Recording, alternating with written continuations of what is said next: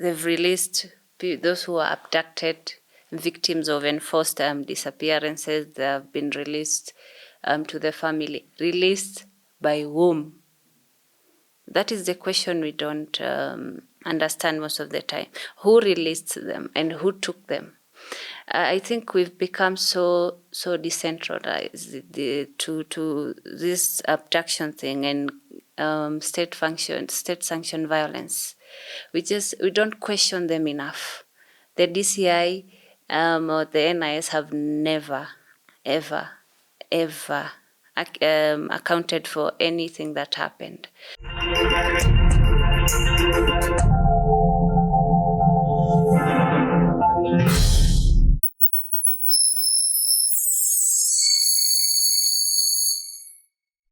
Hey there, and welcome to Fanya Mambo Africa. Always an exciting time, and I can assure you today we're going to have one of the most informative conversations, engaging conversations, and of course I have amazing panelists with me. As always, I bring you people who, are super active citizens. On my right, I have a gentleman, but because ladies first, I have Hanifa Adan with me. How are you? I'm good. Karibu sana Alfa House. Thank you for having me. Your second name is something that I still don't trust. I have with me Odanga. Yes. Second name? Odanga Madung. Madung. Yeah. Very interesting names. I hope so. Karibu sana Alfa House. Thank you. So we'll go straight up to it. Maybe we start with Hanifa, because a lot of people see you like this super active citizen, human rights defender. But many, of course, would question, why human rights? Why digital activism, for that matter? I don't have a definite answer on that. It's just in me. I even tried to run away from activism, but it's still there. So as for digital activism, it's something I have leveraged on for years. It's been 5 years now, and it's brought about so many changes. And the first time, I don't know if you've been there when we had a campaign against Sakaja. The pipeline. Yeah, I was. Yes. We were fighting for the environment first before even the Gen Z protests. So digital activism has been a very powerful tool for me. I will speak for myself. I'm amazed at how much we've achieved, and how it doesn't work when we lobby on ground. So for me, it didn't work. I've been lobbying on ground for years, and it didn't work for me. That's why I took a shot at social media, and specifically X. It just happened. I didn't anticipate whatever it is would come, but it just happened, followed. So until from that day on, I've been leveraging fully, aggressively. And you flew with it. Yeah, and on social media. And I think everyone can see how it's working. Yeah. It's actually our only tool, our only way to demand for accountability and good governance. And it's working well. All right. Odanga works with Odipodev and is the founder, right? Yeah. So, of course, Odipodev is about research, and research equals data, which is numbers. Hanifa is talking about digital activism being very efficient. What are the numbers saying about digital activism and the different campaigns that people have been pushing on the social media space? And would you maybe have a particular one that you would say the numbers were evident and it's obvious? I mean, the first thing you have to think about is when it comes to, let's think about what the numbers are saying about digital activism in general. I think, first of all, you have to look back just at Finance Bill 2024 and what happened there. Actually, it's very interesting you asked me that question, because one of the things many people don't realize is because of the activities that happened last year, the term Gen Z, like the idea of Gen Z is at a global consciousness level, actually increased because of the Finance Bill protests of last year. Like the idea around the conversation of Gen Z and politics became a global conversation because of the activities of last year. But I think over and above the numbers, it's the kind of things that digital activism, or rather digital means, are allowing people to do that they could not do before, right? So when Hanifa says that, she very greatly leverages digital means in order to be able to achieve her goals. We need to really think about, like, what is the voice that it enables her to have, right, that she wasn't able to achieve when she was able to do things on the ground before, right?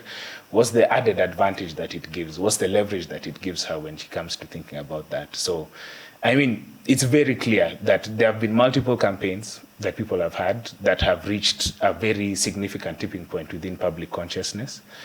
And, the way in which we are able to engage with these platforms is definitely changing the nature of how we think about politics.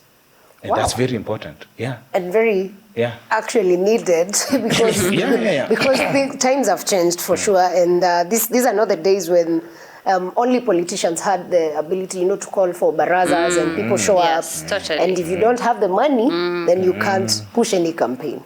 So Hanifa, with I think Gen Z is now what pushed you to now a bigger platform. How would you say that organizing people on the digital space was like? What are the challenges around that, and what are the lessons learned that if 2025 is coming up, the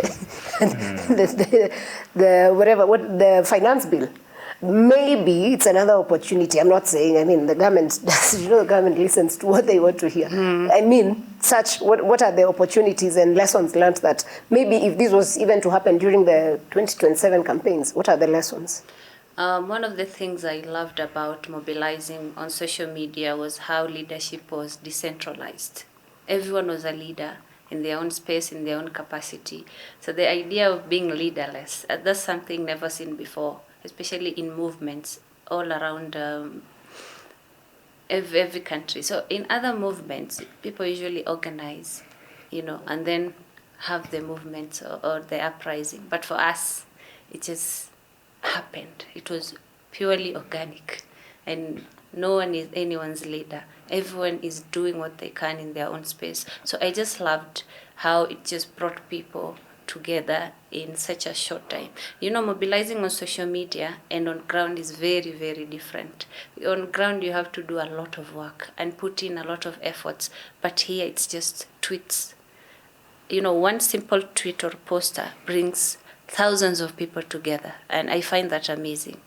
That is one of the advantages we've had and things we've leveraged on since last year.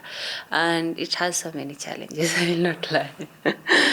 People project a lot, assume a lot of things. It's so easy to get bullied. Cyberbullying is on the rise, and people argue a lot. It's so easy for you to argue on the internet than on ground.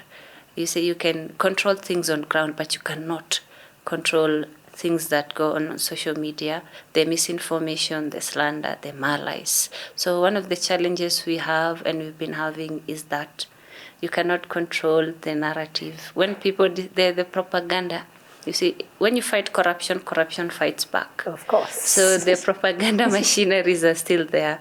It's one of our biggest challenges, I think.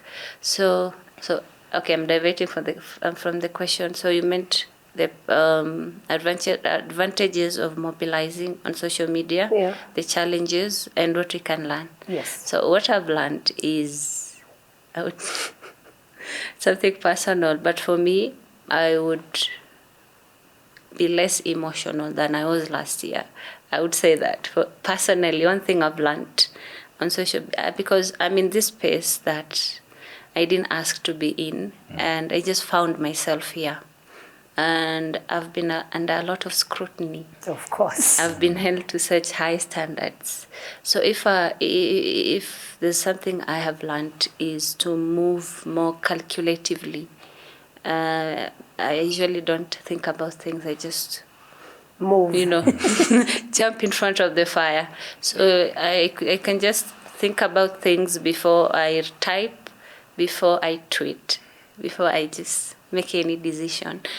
I have realized the kind of influence I have, and that is something I didn't know, honestly.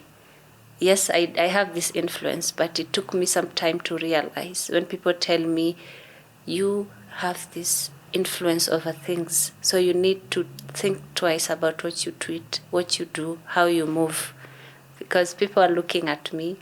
people are looking up to me. Because of the impact, whatever you send out. Yeah, so I realized, yes, one single tweet can demoralize a certain group, can take a shift. So for us to create and write our own narratives, we need to be very, very careful about what we tweet and how we want it to come out. I wouldn't want to type things that will delegitimize what we are doing or kill the hope or the positivity going around. Very interesting, because you can't really tell what people interpret your tweets to be. Like, I can type something meaning something, but the same tweet can have another meaning and start a fire. Always. Yeah, that's one of the problems with social media. Everyone interprets things however they want. You can say, I love mango. Someone would come and say, so you hate watermelons.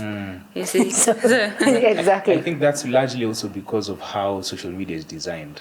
Yeah. So a lot of the time, a lot of guests don't think about how this thing that is here on our table is particularly designed to get a certain type of emotive reaction from you, right? Yeah. So there's a whole bunch of people that are employed specifically to design these platforms in a way that is able to engage you. Yeah. And I mean, very many people have complained before about the idea that and you'll notice this, that they will reach a point where they only get a reaction when they're extremely polarized about their opinions, right? And I mean, this is some of the things we have to think about, even in terms of the question around digital activism, digital mobilization, is at the end of the day, sometimes, what does it enable us to galvanize people around? Is it only around polarized reactions or extremely sharp reactions? And so we have to keep that at the back of our minds sometimes, because when the Mark Zuckerbergs and the Elon Musks of this world, they know that this is how they profit from creating such platforms. You mostly engage with a lot of content when it appeals to you emotionally. That's true. One, that's very, very important. And so, I mean, it begs a lot of questions about, also how we think about the framing of a lot of things. You get, like, ambivalent opinions are not good for retweets and engagement. You get, and it becomes very tricky because, like, in places like America, for example, that has now come to define their politics. Yeah. Where now you have the president is the Twitter in chief, and fighting everyone, and uploading memes of himself as Pope. That was hilarious. I know. So I mean, there's a lot of things to think about when it comes. Let me ask you, since she talked about mobilization being previously used to be a challenge, but at the moment it's sort of easy. What does data say about the mobilizing culture in Kenya? Because I remember when I was young, I used to hear, like campus politics was the thing. And most of these actually politicians serving today were made in campus. So somehow the culture of politics in universities, just, I don't know. If you ask me who's the president of students, whatever in UN, I don't know. There are times, I mean, Babu Wino was on our screens on a daily, like we knew. And so these leaders you see here, most of them, the governors, the whatever, they were part of that. So is it that politics killed that movement for a reason, or what's the data like? I mean, what I would say is, so this is at least at my preliminary level of beginning to look at this. I must say that I'm by no means a student politics expert, but from one of the things, at least I've seen in terms of just my preliminary look at things, is that we need to differentiate between the politics of student unions and the politics of student leaders. Okay? The student leader to politician pipeline is still very much alive. Okay? We have the two guys that nobody can stop talking about. I will not mention their names, right? But those two are actually student leaders to some level, right? Kasmel and Morara. But the idea around student union politics, that is something that I think very many people have lamented, that it's not as strong as it used to be, right? And is not as strong now in terms of its mobilization and galvanization infrastructure. Because I'll say this, and this is very interesting. Right now across the world, okay, you have actually what we call the Youthquake that is going on.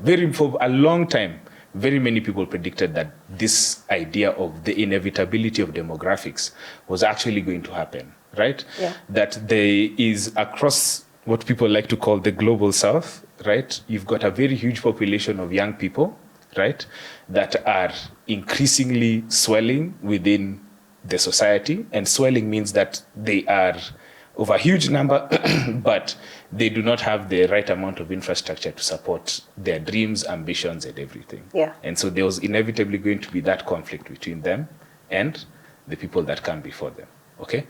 And that leads to certain, like, eruptions across the world, right? In the last year, we've seen Kenya, Serbia, Bangladesh, okay? Mozambique also, yeah? Now, one of the things is I actually spoke to a lot of the student leaders in Bangladesh to try and understand, like, what exactly happened with regards to what was going on.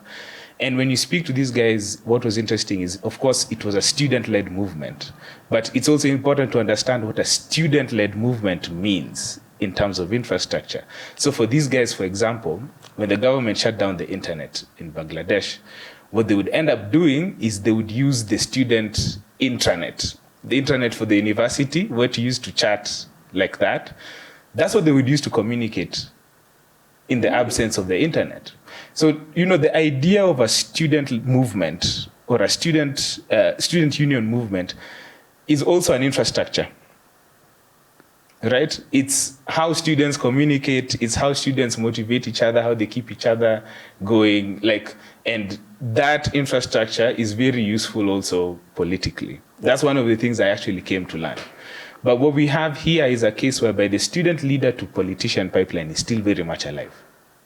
Yeah, but the question of how do students come together, we don't know if that is still alive. And I think there are actually a lot of other people who've looked into this very clearly about how the idea of student unions and student movements in Kenya has been systematically gutted down, right? And I think it's because the political class realized that there's power in what a young, educated populace that is able to organize together looks like. Yeah. Interesting. And the young, educated populace is the one now that Hanifa on a daily is pushing to different agendas on the social space. So how do you decide on what fights, quote unquote, to take up? Like at the moment, we have seen you've been fighting the COTU Secretary General, Francis Atwoli. So what pushes you, or how do you, because you mentioned that you think through before you send tweets. So what makes you wake up and think, today I'm going to fight Sakaja, tomorrow I'm going to, this month is Atwoli, next month is maybe the president. Like, how do you go about that? And then how does, now he was talking about the way students in Bangladesh were using the intranet to do that. So, and also if, for instance, I mean, there have been suggestions of shutting down the internet in Kenya, which I think is not possible anyway. But if they were to play around with algorithms around that, how would you maybe get through with that to keep the fight alive? Well, first things first, they can never regulate. Let me say boldly that they can, I don't think they can regulate social media as much as they want to. Neither can they control it. So they cannot control it. That is why you hear them complaining every single day that they want to regulate it. But if it were to happen, I think I only have one idea in mind, and that would be the streets. So if you're shutting down our voices on social media, the only way you can hear us, if maybe people, I think people would come up with something. Kenyans are so smart. I believe there would be something for us.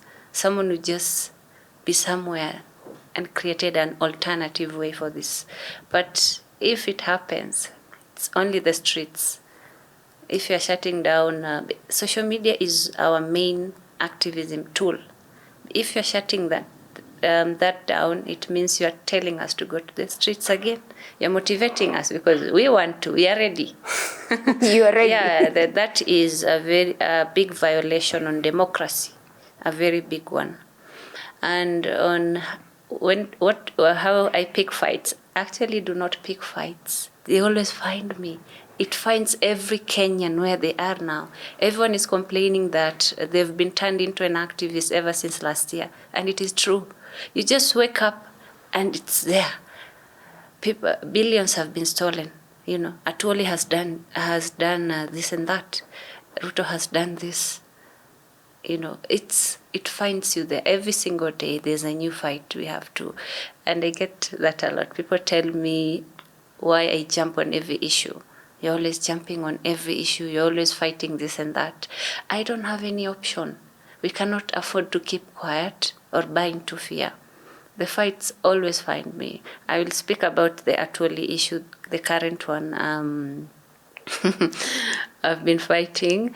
I just wrote an article about the lies we grew up hearing. You are the leaders of tomorrow. I was debunking that.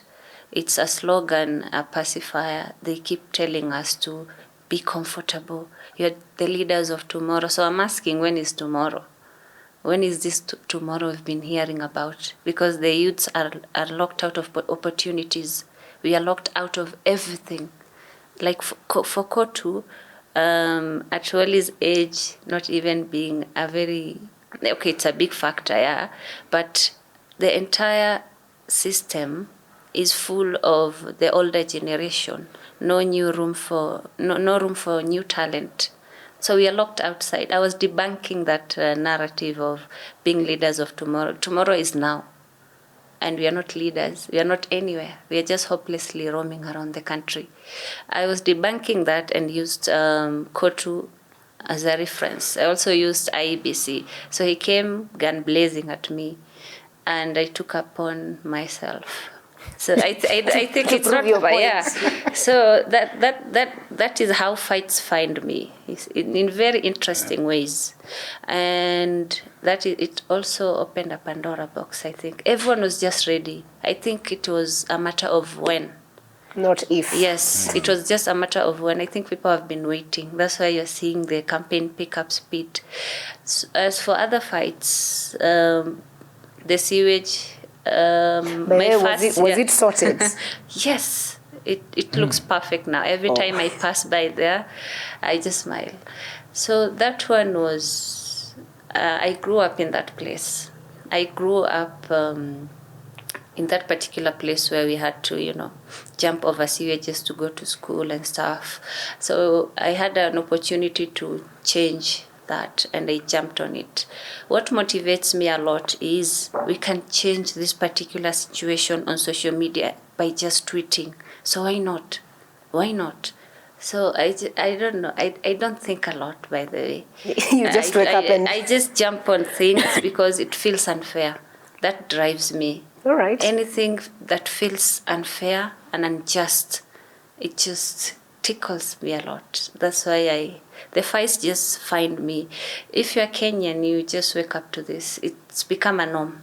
But let me ask you, now that you've mentioned that, do you feel then like there's a strategy to ensure you're fighting every day so you never see any fight come to conclusion? Like there's 100 million of things that Kenyans every day wake up to that if we were fighting Atwoli yesterday, today we are fighting abductions. If not abductions today, tomorrow we are fighting 2 billion. Like you're always busy. Yes. Is it a strategy by the political class? It is by design.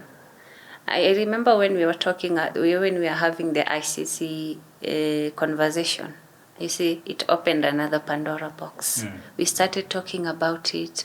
Unfortunately, we always just talk and then forget. We have so many things, so many devastating situations, statistics that we just talk about and move from it. We forgot about Kware. We forgot about the worst massacre we've seen in this country, the Shakahola massacre. We forgot about that. We just keep forgetting. What happened to Shakahola, by the way? We never concluded. No one was held to account. Nothing. Kware, bodies of women. In this, we just move on every single day. It is by design. Like the ICC, I believe they really did a lot to kill that story and conversation. It is by design that they always want us to fight like this and then forget and create this. The propaganda machinery is something, the psychological war is something we fight with every day. So it is truly by design that they keep us this busy every single day. And we just have to be smart enough about it, just try to balance it. But it's saddening that some things are just topics we talk about and move. I'm curious. Move on from it. I would want to, as you come in, I would want to, from your research perspective, like what are the actual ways of actualizing these things so that now Hanifa is not just pushing these things without action. Actionable ways, maybe from, or what data says. I mean, so I think the first thing is there have been two, I think, schools of thought with regards to this current moment that we're in, where every day we're waking up and we're finding ourselves in what has Ruto done today, right? One part, I think, assumes that they are clever enough, right? Assumes assumes that, you know, they are clever enough to throw things at us every single day. And I mean, it's a very solid political theory. I think I've seen people talk about that idea that if the idea is that the opposition is X and the opposition is the media that fuels the people, then what we just do is throw as many things at them as possible, make sure that they cannot be able to keep up, and we will be able to do what we want to do. But I don't think they're that clever. I think there's also the other side. They might just be the other side that these guys, I remember The Nation had a headline recently, you know, Ruto stumbles from one crisis to another. That there's also just, what about the side that, we just elect incompetent people? Yeah, There's that. We have a very good tendency of electing incompetent people, and we have done so especially since 2013. Yeah, because we cannot ignore that the fact that this crisis that we're in has a lot to do with the previous regime that was there. Yeah, and I think that's very, very important for us to think about as well. Now, in terms of, I think maybe just coming back to your question. So your question is about how do we move from the kind of questions around accountability that people like Hanifa have towards actually getting them towards one specific goal. Yes. Man, that's a tough one. That's a tough one because I just when you guys talked about that, I looked at a quote that I recently saw, which is the person who finishes one race beats the person who starts 100 and never finishes. Yeah. So are we finishing one or starting 100? So that's a key question for us. I really wonder, like, which race have we finished? And maybe I think sometimes for at least for political action, right? Yes. This is becoming, actually, I think if you think even more broadly, this might be something that is becoming a trend within our politics in general, that we're used to just starting 100 races, but we don't finish one in its exactitude. Yeah. It makes me wonder, someone the other day was commenting how, you know, politicians realized that the value is in launching projects and not finishing them. Yep. You get, and I think as you know, as maybe young people come in to demand more accountability and all of that, I think maybe we also need to be worried that maybe might also be finding ourselves in a point where we are launching a lot of accountability efforts, but we are not finishing them, seeing them through. And so I think that is something that maybe we just need to think about. But what more can we do? I think we're doing our best, and like Sarah asked, it is by design. So for us, we are doing our best to demand for accountability, to look at every concerning issues, but wow, what more can we do? The finishing has to be, you see, like she's mentioned about election of bad governance. You know, we can't, if we look at it today, we'll blame our MPs, right? For our governors or whoever. But in real sense, who put those people there? Yes, that is why, hence the need for civic education and engagement, which is happening a lot, I think, which I want to advocate for. I'm advocating for political education and civic engagement.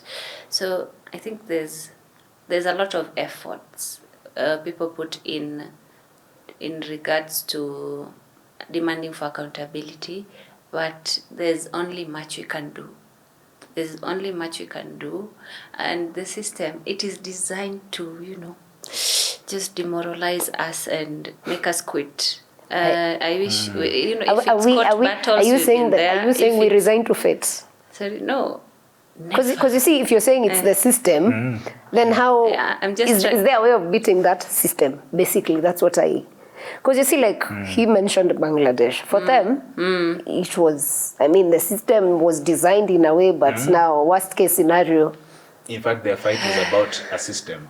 Quotas were denied. Quotas that were designed for young people. And it was by students. I keep being amazed that it was students who 20-year-olds that led that movement. And it's some amazing. of those guys have gone into cabinet. So I think what I usually find to be so surprising is, when Yunus came into government, he was like, I will put 26-year-olds in cabinet.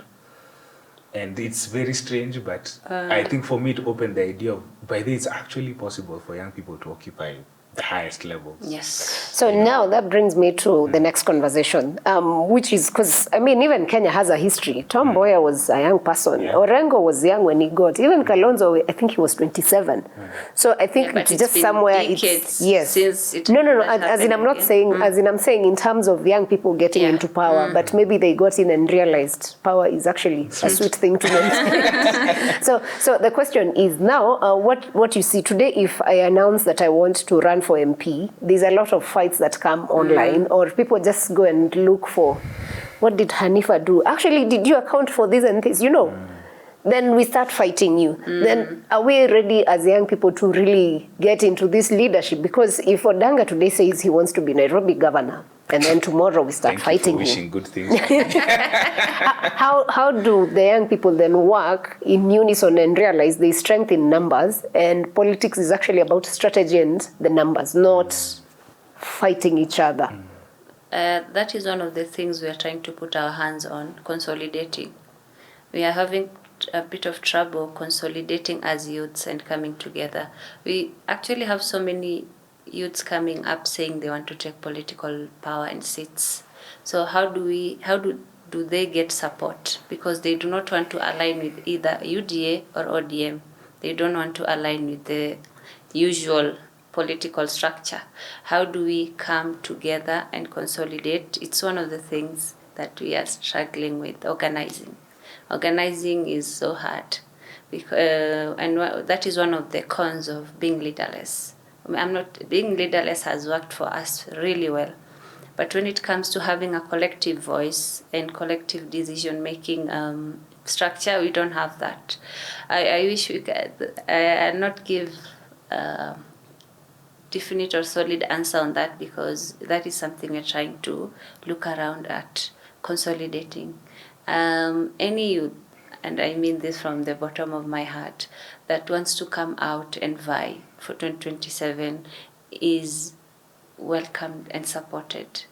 Truly, 100%. I don't think anyone has any right to shame people who want to, see changes.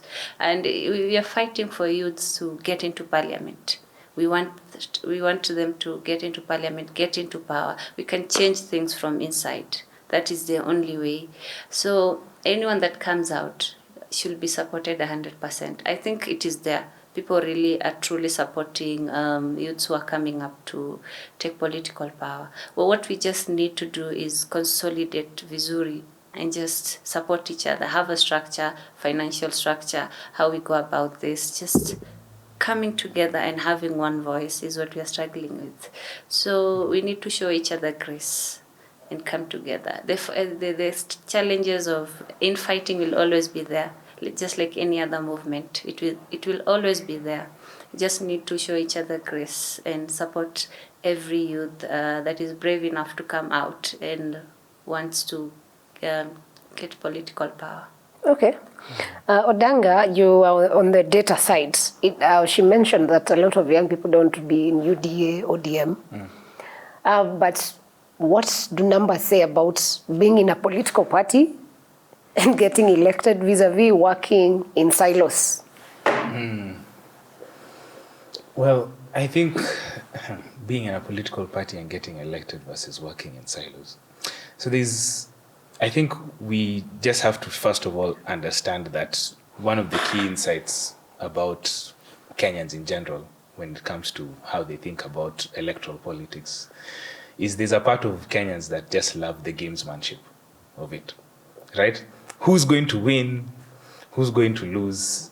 Who's going to do It's what? exciting. It's exciting. Yes. I mean, it's what Kenyans coalesce around a lot. In fact, I have a friend who usually tells me that, if you see a group of Kenyans seated together somewhere, just know they're talking about two things, politics or relationships, yeah? And that's how they tend to think about it. For me, it's that we have, all of this is usually precipitated by the idea that we have a winner-take-all electoral system, yeah? That the winner gets everything and the loser takes home nothing. At least, okay, the issue is that you can say that to some extent, but then, you have to consider handshakes and all of that tend to happen. Yes. Yeah, but at the time of the election itself, we always think that it's a winner-take-all situation. If we lose, we are out completely. And I think that in itself ends up favoring, there's theories around the idea of how that ends up favoring a two-party system, right? That it doesn't really allow a two-party system or a two-mega coalition system, right? And it doesn't really allow the entry of third forces into our political system, right? If you even think about like if you think about our elections since maybe 1997, because 1992 was the last time we had like a proper situation where we had three forces, Matiba, Kibaki, and Moi, that were pushing to try and get into power, right?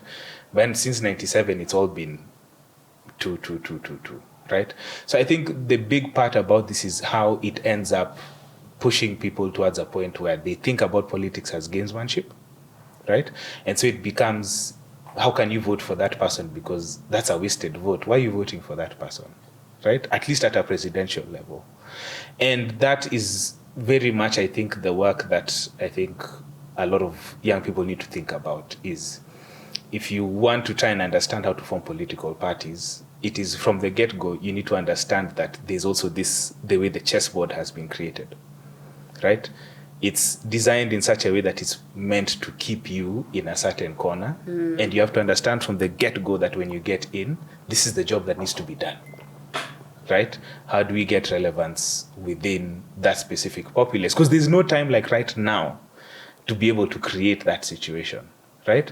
So how do we get in and make sure that we understand that there is an existing system here that is designed to keep us out of the conversation?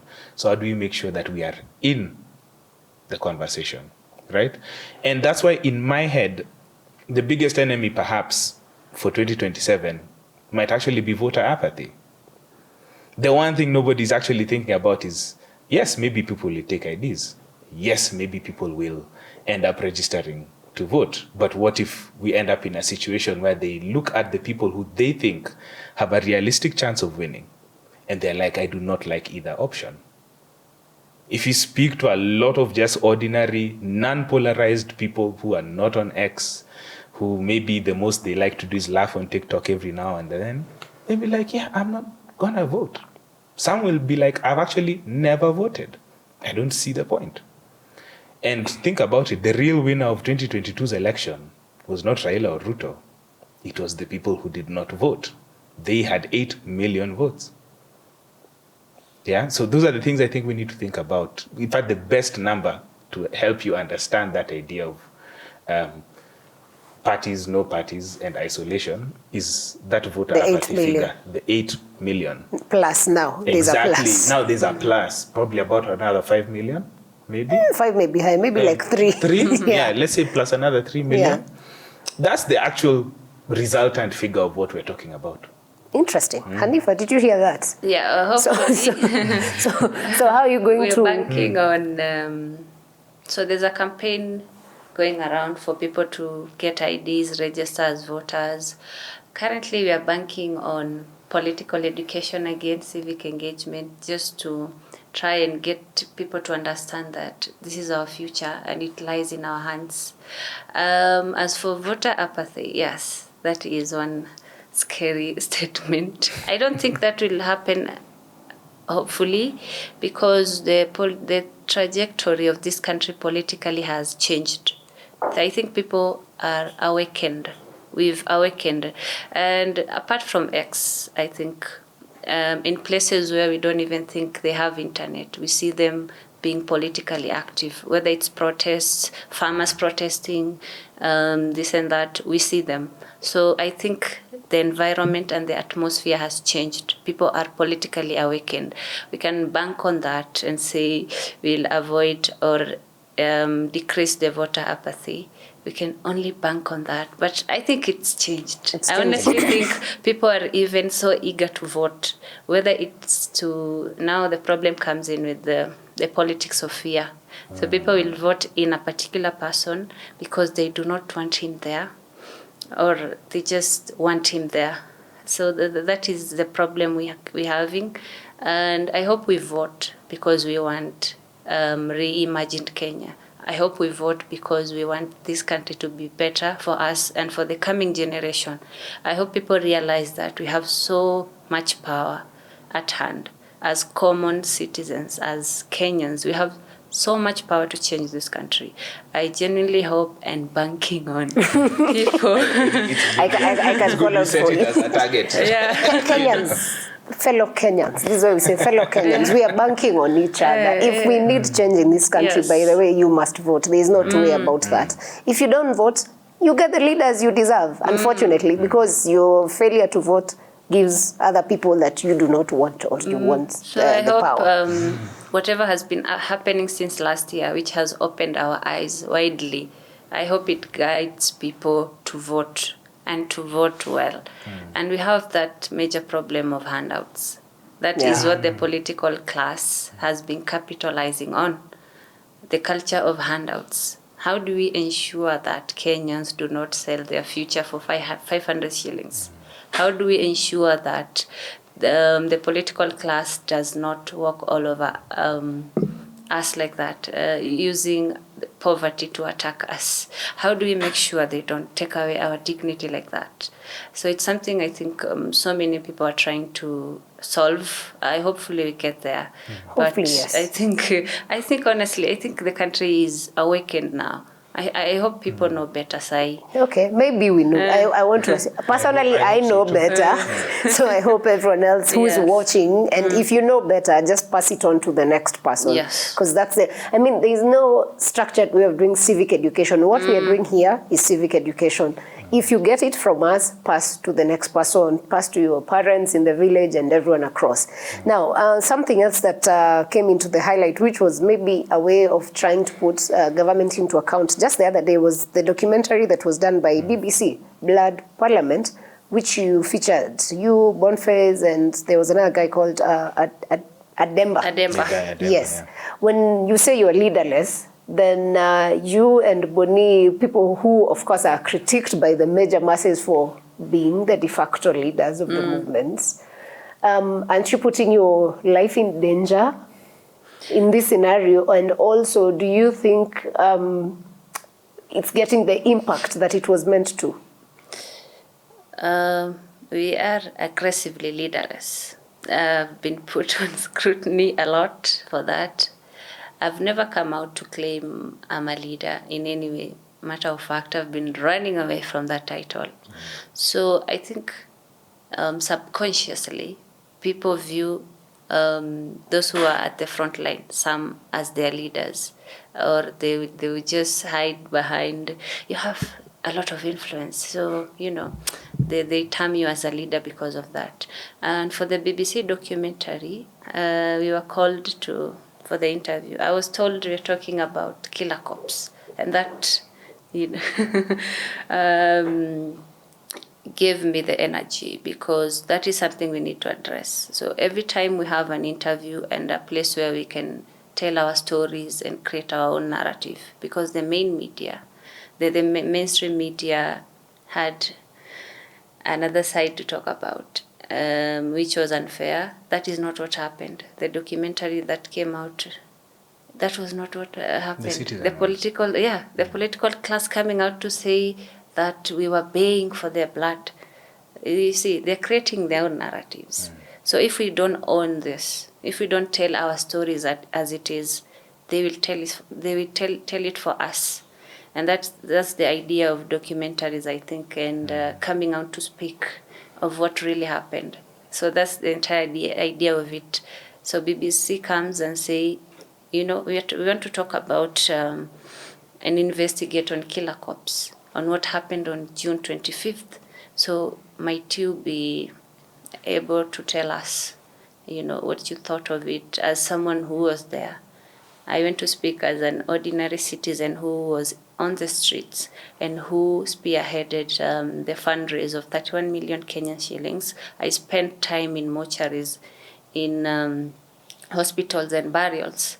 So I came out to speak on my side of what the state-sanctioned brutality did to innocent youths. That is what the BBC documentary was about. So I think if anyone subconsciously comes out and say, who are you speaking as? Are you our leader? We have that problem of people just projecting and assuming things. So no one, this movement is aggressively leaderless. I think you've seen it. Yeah, we might have some people who have a bit of influence, and mobilizing in ability. I would say I'm in that category. So if you want people together or to come out for a certain campaign, like the Atuoli campaign, you tweet hashtag Atuoli retire. So I think people rally behind things that they see as important and people they trust. I'm grateful for that trust that I really, really treasure a lot. So no one is anyone's leader. I am not anyone's leader. Neither is Morara, neither is Kasumel, or anyone that comes out and wants to say they are leaders of the youth. No. Each and every, I like how people say, I didn't go to the streets for this person or this. I went because I want better for myself and for this country and for the coming generation. I love that aggressiveness as much as it has. It's challenges. Challenges. It's good. People think we are being moral absolutists or we're being too strict and not giving each other grace. But I think we need to draw a line. Like if you cross this certain line, there's no coming back. You cannot claim to stand for justice or for the people the moment you cross this certain line. We are not petty, we are not being emotional. This is what we are demanding from the political class, and that is what we ought to have.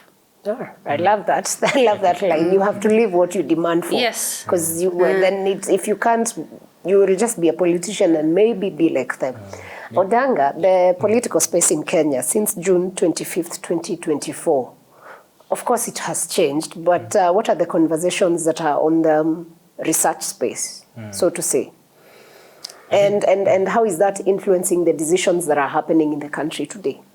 What are the conversations? I think maybe I just want to add one thing to what she said about Blood Parliament, which is that there are two things maybe we need to think about largely around the reactions, or rather, number one, the idea of the political class, right? I remember the day or 2 days after Blood Parliament comes out, and the first kind of response that we see from the political class was the Gachagua Avengers, right? And to me, I think that was very telling as a response, because I was like, you've had this moment that I think has essentially re-traumatized the country. Yeah, basically a lot of people got very re-traumatized after they saw what happened in that documentary. And then the first political response that comes out is, we have formed this, you see that picture and then you're like, what is going on? That's number one. Number two, I think that aspect of that digital means enabling people to essentially really focus on telling their own stories is so important, because remember, a large part of politics is manufacturing consent. Yeah?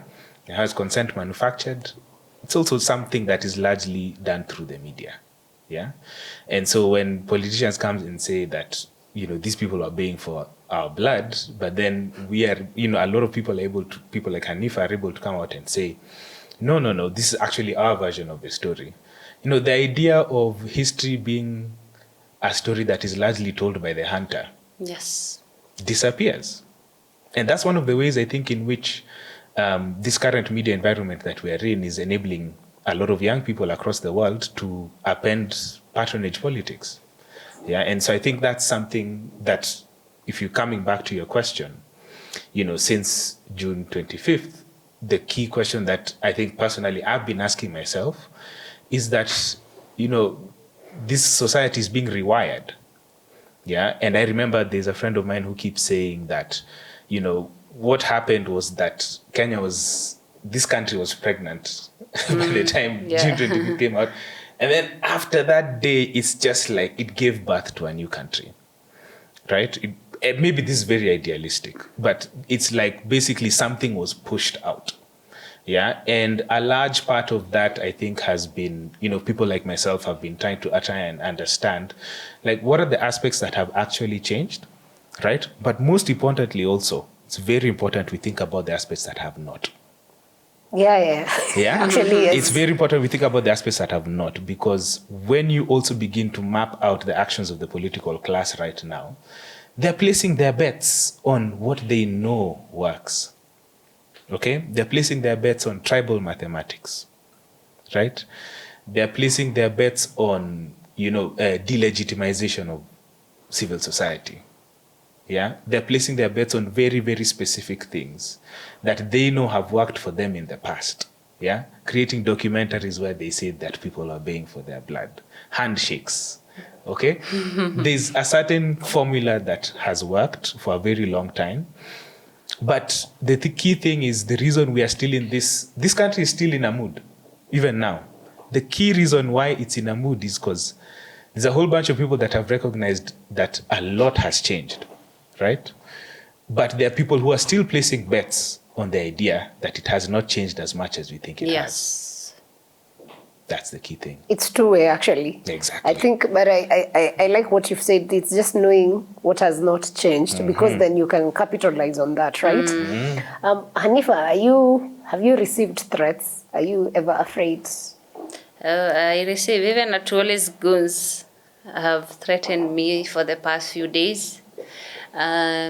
It doesn't scare me. I think I'm used to it. I've been in this space for 5 years. Even before the protest, I used to receive threats. It was a bit scary at that time, but now I think I've become too radicalized. So do you think I get scared? Yes, you get scared? I think anyone would. I get scared. I sometimes want to quit. I would complain and say, you know what? I am done with activism, and then the next day just see Atuole or here we go again. I just forget about being demoralized again. So it has its challenges. I do get scared. I fear for my family. I fear for the people close to me, for the people I love. But we cannot afford to buy into fear. This is about our future, the future of the coming generation. We are enjoying this democracy and freedom because of the people before us. They put their fear aside and their lives literally on the line for us to enjoy this freedom. So I hope in the next coming years, the next generation would be enjoying such democracy and looking back and thanking us for having stood up. Because if we don't, who else is going to? And I think it is our civic duty. People don't get that. It is your civic duty to be doing all of this, demanding for accountability. A lot is happening, atrocious issues. It's the inequality, the disparities. It's a lot. We cannot just sit down and look. Someone has to stand up, and it has to be all of us at this rate. It's not even whether we need to go away from the Gen Z conversation. It has to be all of us, Gen Zote. So we need everyone to come out. We need everyone to stand on business. It will take a lot. The political class is already realigning. They're forming coalitions and everything. We just a bit divided and fighting because it's a lot. It's a lot to take in. So we need as much support as we can. But we are doing well. We are doing amazing. I am proud of my generation, of the youths of Kenya currently, because we are mad by unemployment, hopelessness, but we are still there. We just move, no matter how hard it is and how much you want to give up. We can't afford. The issue is we cannot afford to buy into fear. Someone said that we're too broke to afford to buy fear, and I loved it. We have nothing to lose. I think people don't have anything to lose. And it's a very, actually, when you think about it, it's a sad situation. It's not the best of things for people to say that I have nothing to lose, And in the words of the person you are fighting again, I think the youth of Kenya must be fearless. Yes. Because if you become fearful, then you lose more. Something else in line with that, you said that you've become so radicalized. Then do you think you're creating a radicalized generation for Kenya? What are the pros and cons that would come with that? When I say radicalized in a good way. Yeah. What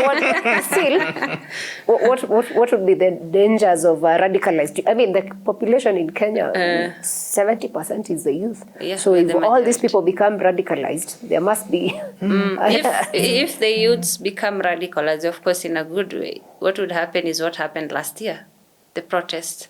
So the pros are... there are so many. I think they're even covering the cons. Where we are, Sarah, we are fighting for our survival. This is our we are literally just surviving.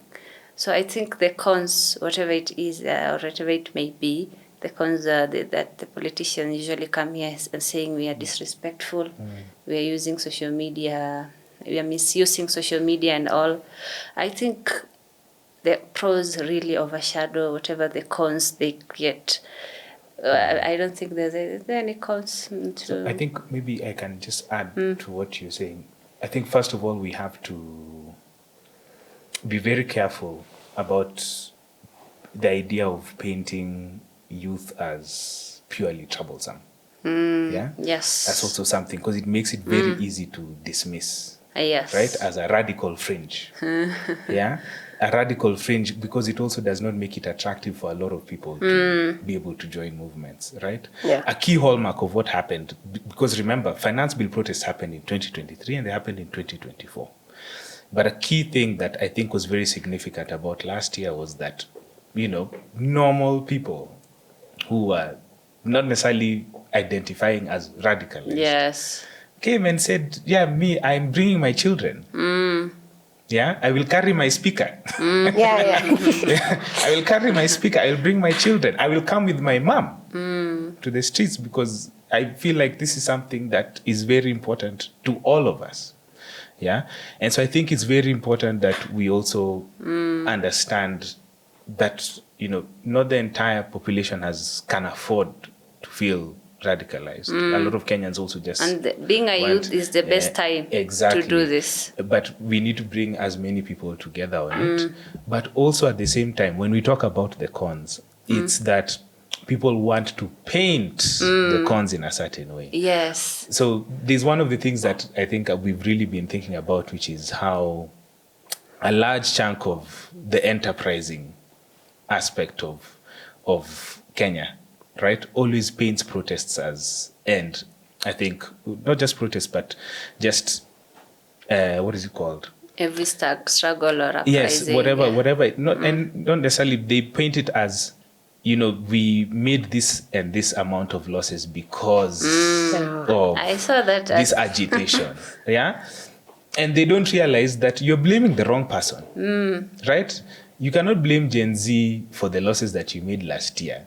In reality, you should be blaming the things that caused Gen Z to come on the streets, right? For the losses that you're making. But when, maybe it works for them. I mean, again... the system, the system is where to work for you. So what that does is, remember, it very much also paints agitation as a problem. You get?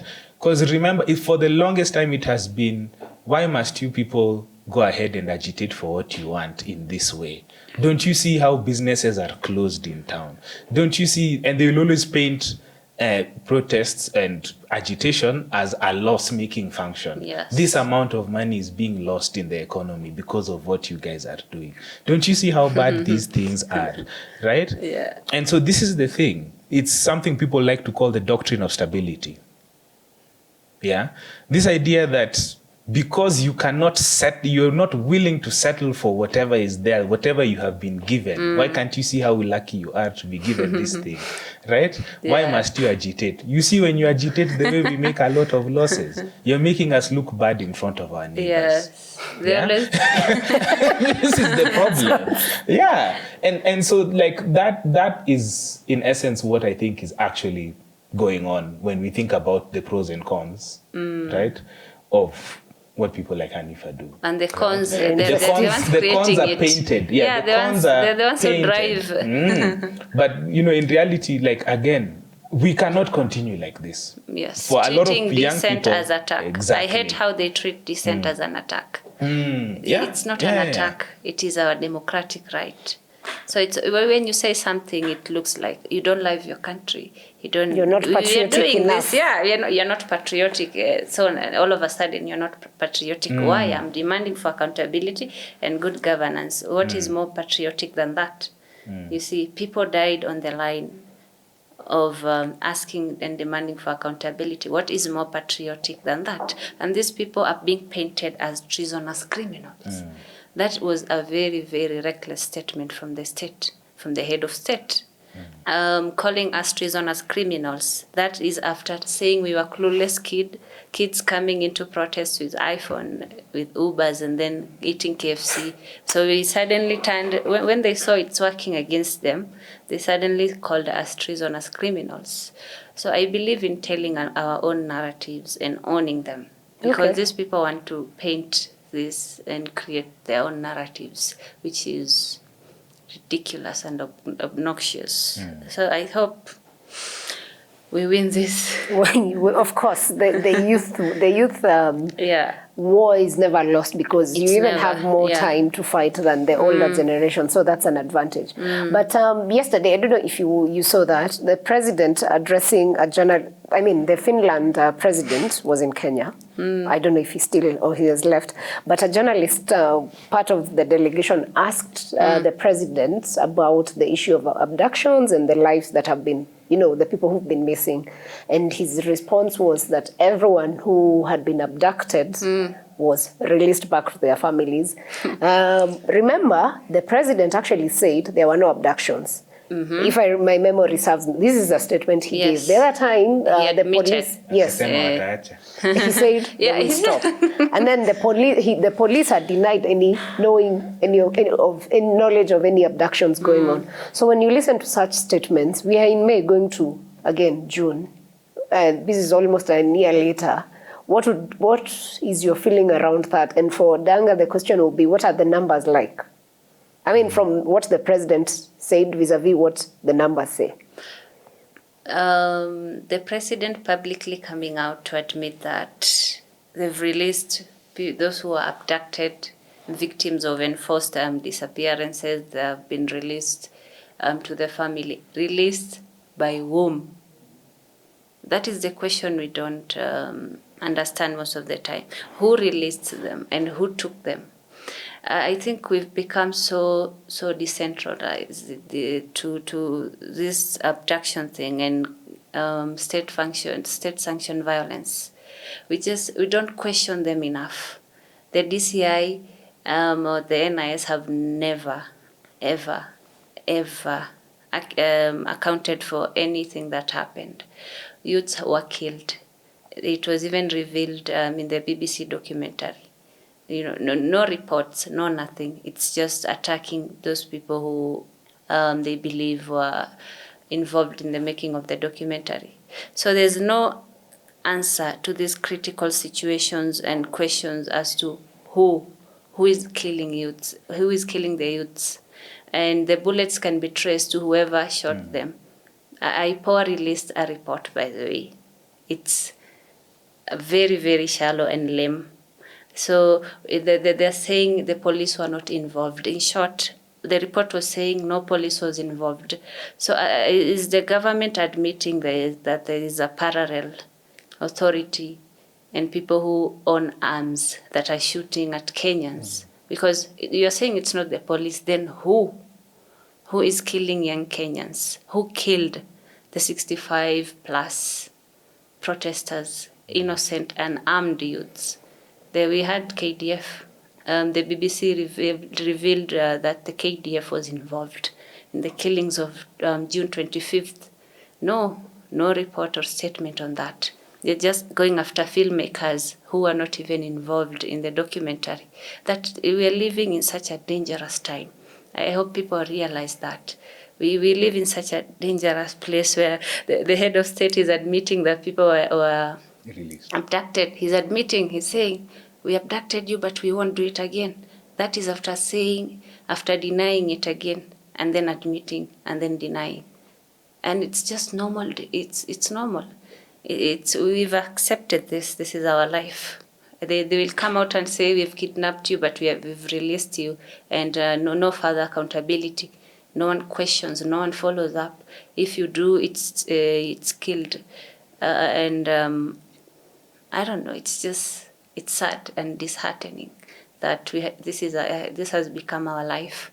So and that is why we have no apologies with the way we do things or our activism, whether it's the respect they demand or whatever way they want to twist this with, even the AI, the AI part. That I think that I can feel Kenyans are just so tired and pushed to the walls. If sasa president akikuja aseme vitu kaa hizo kwa TV and then no one follows up, and yani it's just normal. I don't understand. You're killing us, you're abducting us, you're saying we've released you to your family, and the DCI is misusing its authority a lot. You know, when you arrest someone, as long as my law knowledge is serving me, you need to have a warrant and reasons as to why you're arresting someone. The DCI just comes and manhandles you and takes you to wherever. They don't even tell your family or anything. You're just abducted and then, questioned or even tortured, I think people are tortured, they just don't talk. So what gives the DCI such authority? Why are they misusing it? When is this going to end? Even yesterday, they took the Mukuru social justice team because they believe, I don't know, it's something to do with the BBC documentary. They have lame answers every single day and lame reasons as to why they're doing it. So this cannot be our life. We cannot keep tolerating this over and over again from the head of state and all the institutions, state-captured institutions, actually. And it's really sad to witness such things. Odanga, I would want to understand. There were numbers that were mentioned a while back about missing people and all that. President said they are released. Is it true from your... This is not has nothing to do with you. It has everything to do with numbers. But yes. I don't think, like, that stuff that usually takes a long time to try and establish. So, number one, have they been released? Is it true or false? I think, again, nobody knows. Yeah, because even just the sheer fact of, number one, even the 82 is usually, that's what we know of, right? Because people say that, a lot of the numbers that have come out are largely around 82 last year. And then there's also maybe those that have happened this year. I think it's beyond the numbers. I think just coming back to what Hanifa said, it's, the normalization of this. Like, think about it, before last year, this was not a word. This was not a word that you would use, right? Abduction was not a normal thing that you would talk about every day. But why is it in my mouth every single day, right? Why is this a word that exists in my head all of a sudden? And I think that's the problem, right? That's the problem. I would label it, it's again, coming back to what Hanifa said, it's the politics of fear. Yeah, I'm very concerned about that. It's the politics of fear that suddenly this thing of, you do a documentary or you write an article, or you draw a cartoon. Yeah, you draw a cartoon, and you suddenly fear for your life. Yeah, why is that in my consciousness? I'm very concerned about that. Why is that in my consciousness? I don't like it. I didn't have this thought in my head before. Yeah, but unfortunately now this is a reality many people must live with every single day. I did this article for The Guardian. You also interviewed Billy Mwangi, right? And I think for me what was really surprising in the conversations that I had with him was just the idea of, he said that he used to see these things on TV every day. Yeah. And he'd see them on TV. He never thought it would happen to him. Yeah. He never ever thought it would happen to him. And then it did. Yeah. And I'm just, when I think about that, it really makes me just wonder, like, how did this come into my conscious? It was never there before. And I think that's what concerns me even more than just the numbers. It's, yes, people have been released and all that, but have we ever thought about what it does to our conversations? You know, you talk to someone and they're like, hey, man, I love your work, but chunga usishikwe. Actually, yeah, it's a constant. Like every day, hey, man, I love your work, but chunga usishikwe. You stay out late at night, you'll get a phone call. Where are you? I hope uko poa. Right? Someone, you know, I think there was Chege Majus who, I saw one of his TikToks and he was like, what life is this we're living? Someone disappears for 3 hours, you're wondering if they've been taken by the state. And maybe their phone just went off. And maybe their phone just went off. Why are we panicking? Yeah? We're in a state of very weird anxiety. Yes, and the DCI comes out and say they're not the ones abducting people, but they're not investigating. So who is abducting people? The president came out and said that those who abducted have been released to their families. So which is which? So how do they get to play around with words? And it is our lives they're playing with, our rights, our freedom. It's the blatant disregard for life, the blatant arrogance that they are above the law, of course, and how they blatantly misuse the authority. We need, I don't know, but they're pushing Kenyans to a very, very, very dangerous path. And let me ask, in line with that, because I remember when we spoke to Billy, he was, I mean, he couldn't even tell, he was so scared and I think traumatized. And even to Kibet, I mean, how has this trauma changed even conversations in the social media space? Because now people developed, I mean, there are days you're in a mall, you're like, why is that person looking at me so much, you know? Or a car follows you, and maybe they were just innocently using you as their pet setter. Yeah, me too. So I also get traumatized. I would see Subarus around and like, is it following me or something? But I don't think the pathetic idea is working. Them wanting us to buy into fear. They're attacking dissent for us to buy into fear and give up, you know, they're capitalizing on our parents. So you hear parents coming out and saying, we will discipline our kids, please don't kill them. So that is what they're capitalizing on, but it's not working. One thing I love about social media is that they will arrest someone for saying something, and then you'd have thousands of people saying the same thing. That is what I love about social media. So they want us to give up and buy into fear, but it's the opposite. Like the first day of the protests when I got arrested. So they wanted people to, you know, get scared and run away, but they actually came out numbers in thousands. I love that about us. You cannot scare this generation. By the way, we are so fearless, and I love that for us. The fear is what they have been using to get ahead of themselves. It is what they have been using to do whatever it is they wanted.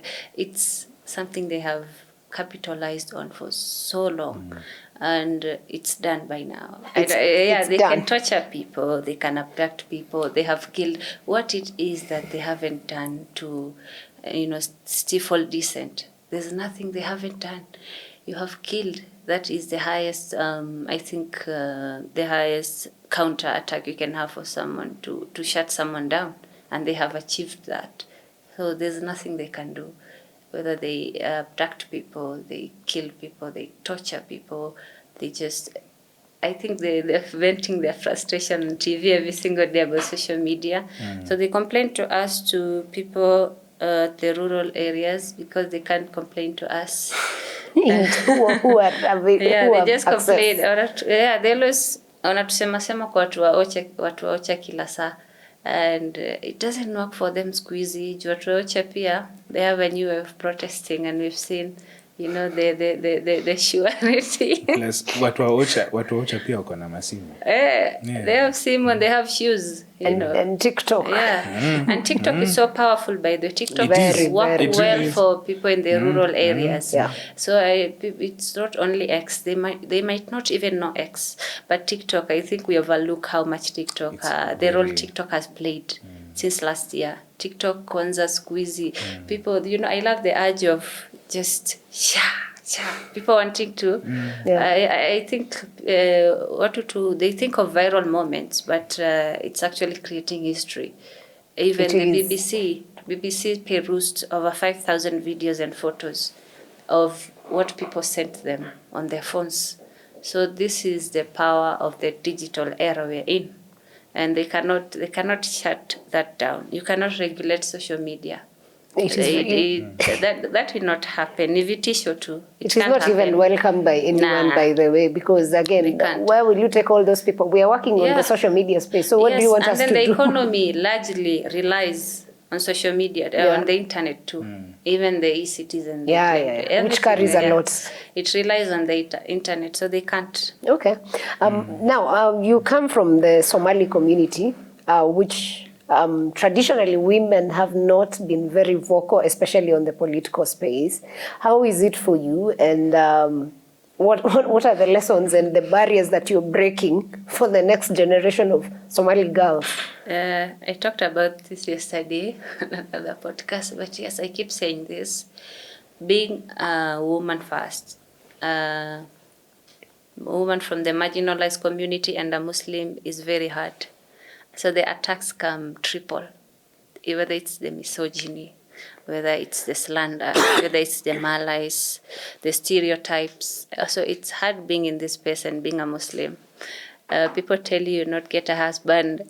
People tell you, because they like reserved women who are not loud, women who are not outspoken. But I'm very loud. I'm very outspoken. And I think majority of my people are proud of me, and I get that a lot, and it motivates me.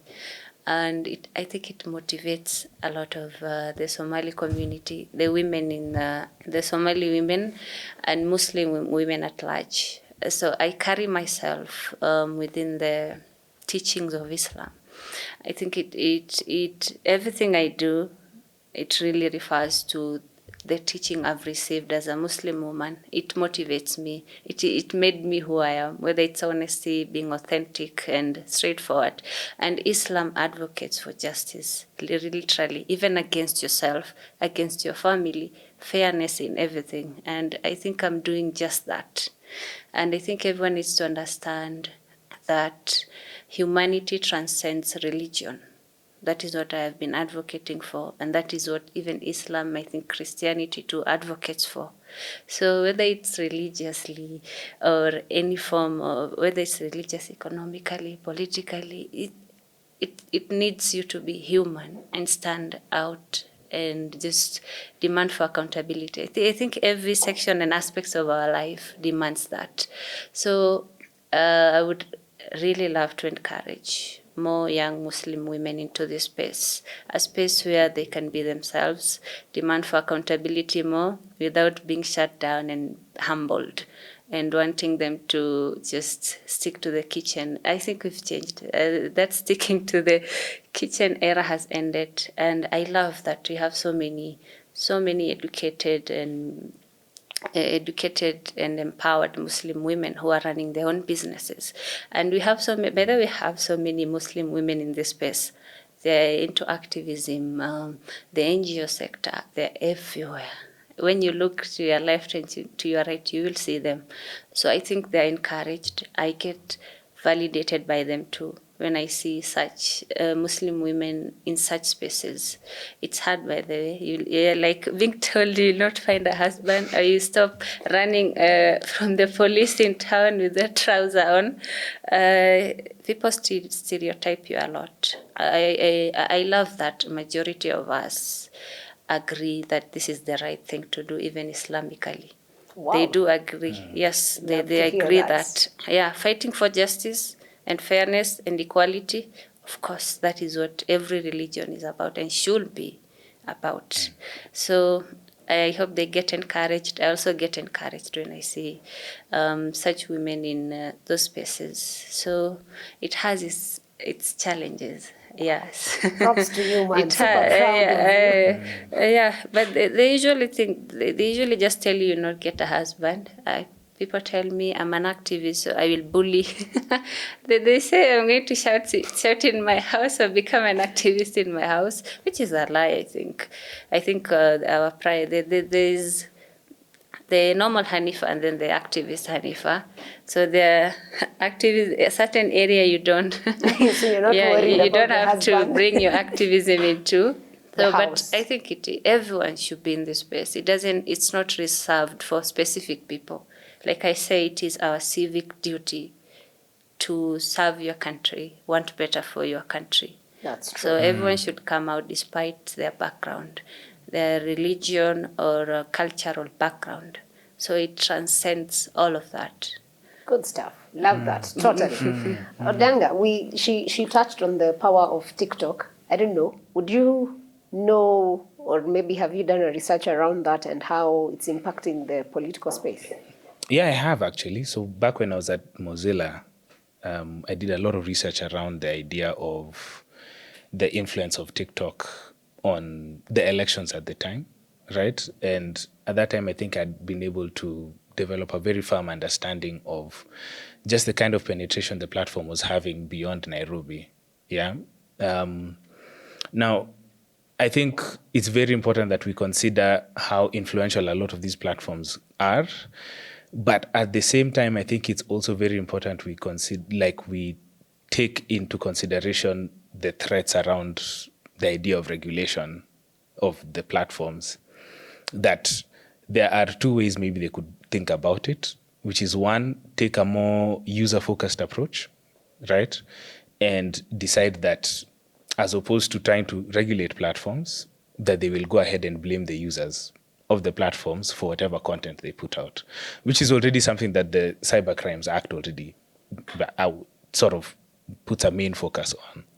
But the second option is that they could decide to go ahead and strong arm the platforms themselves. So you do remember at some point in January, there was an announcement that was made for social media companies to have offices in the country. Yeah.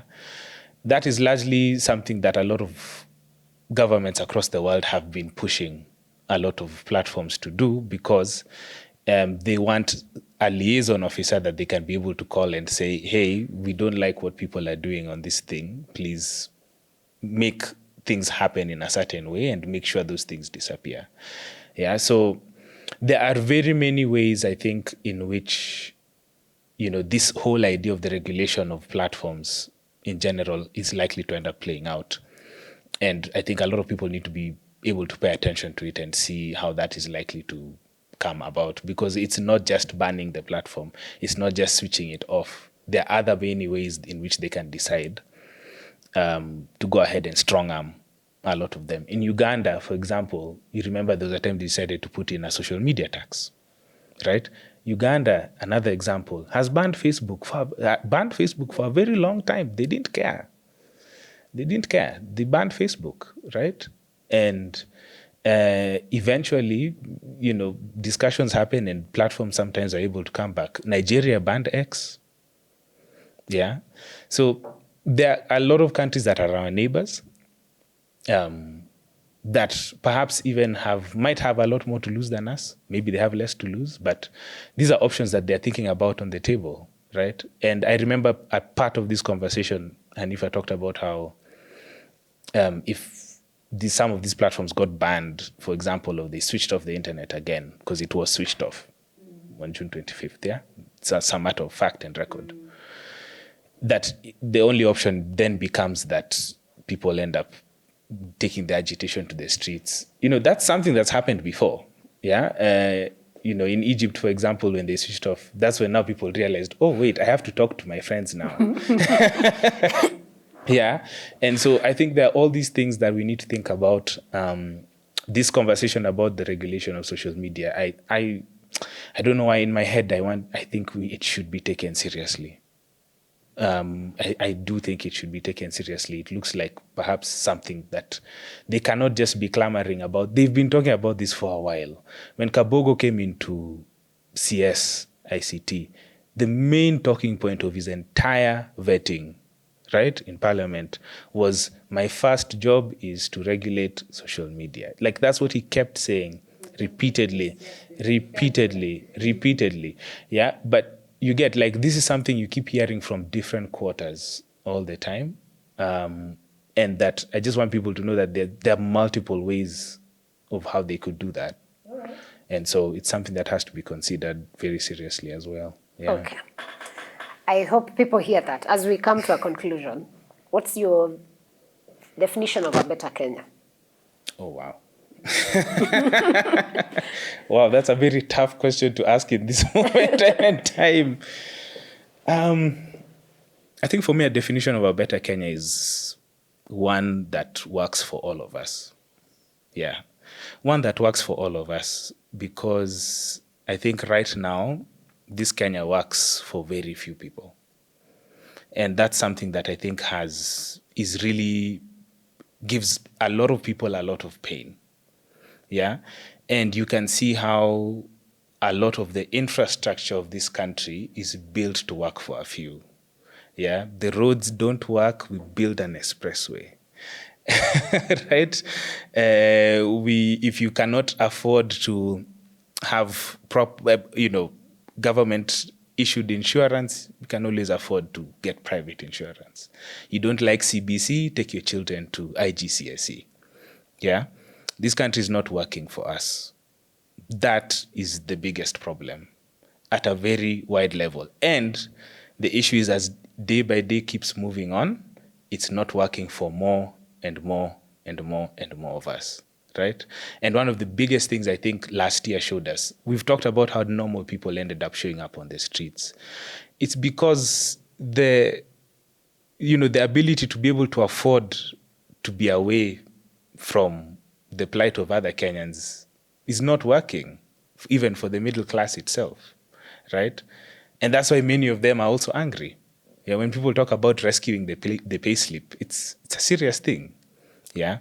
And so I think, just coming back to the idea of a better Kenya, I think is one that just works for all of us. And that's it. I love that. That's fantastic. Hanifa, for you, I'm putting 3 in 1.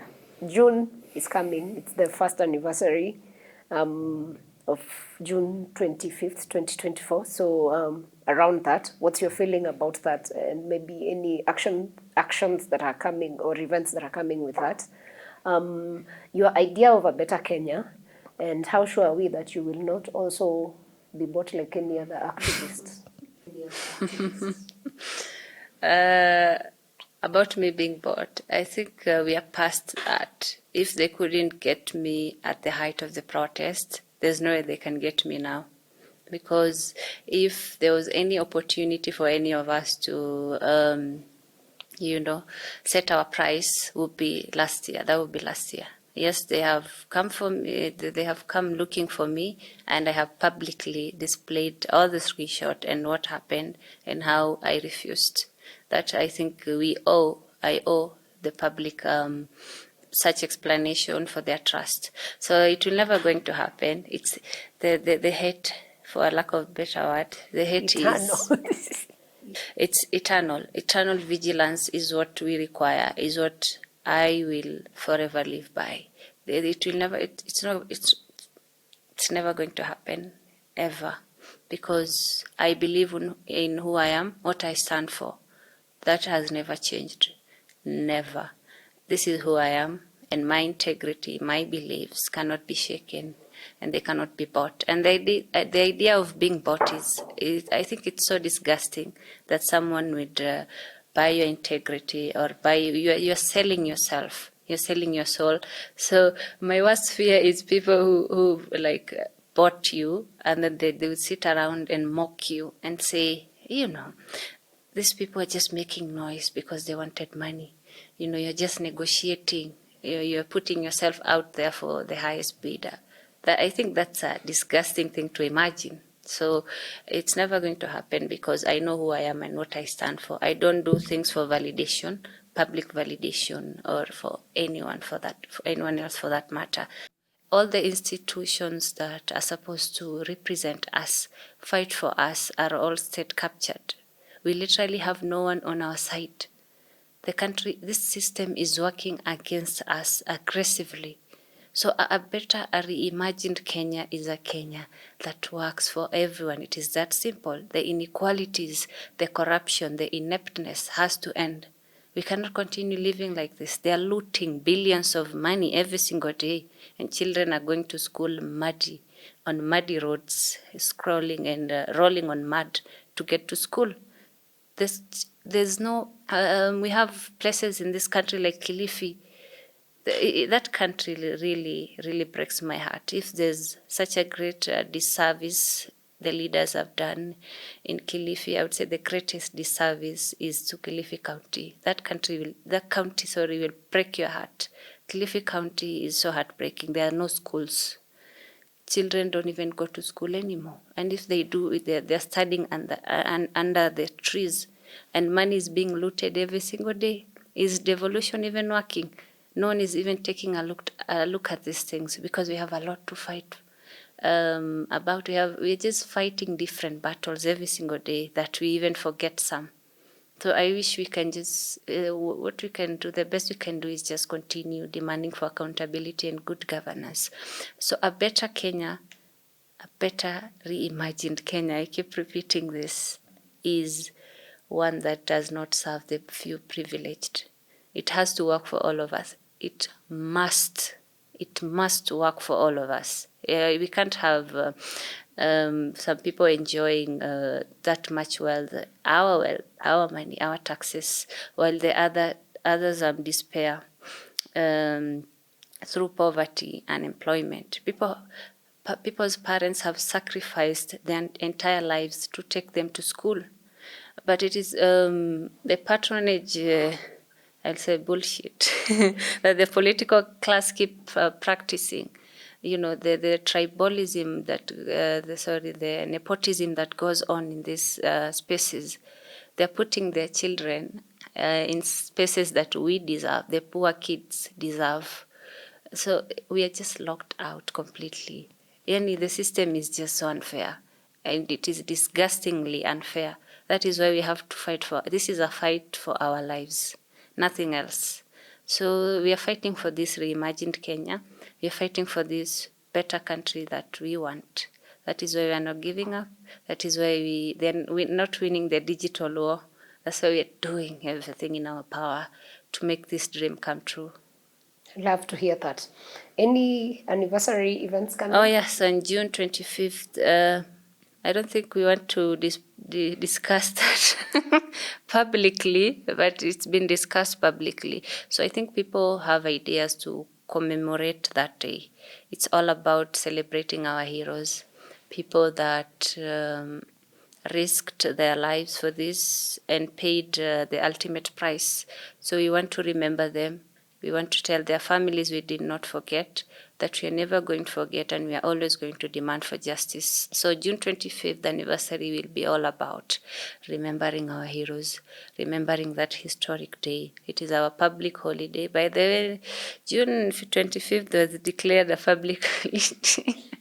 So it will be all about remembering them. And I think different people are planning different activities, just innocently by the celebrating our heroes. So I think that is the idea around June 25th and how we are going to celebrate the anniversary. So we will never forget them, and we are always in touch with the families.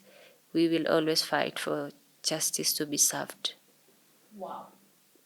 Hanifa Odanga, wow, thank you so much for coming through. This was such an engaging conversation, wholesome conversation to say the least. And I hope you who watched enjoyed the time. I can promise you we will have a second session because there's a lot that we have not covered. And these two are such a spot to discuss matters, politics, governance, and numbers. I loved it myself.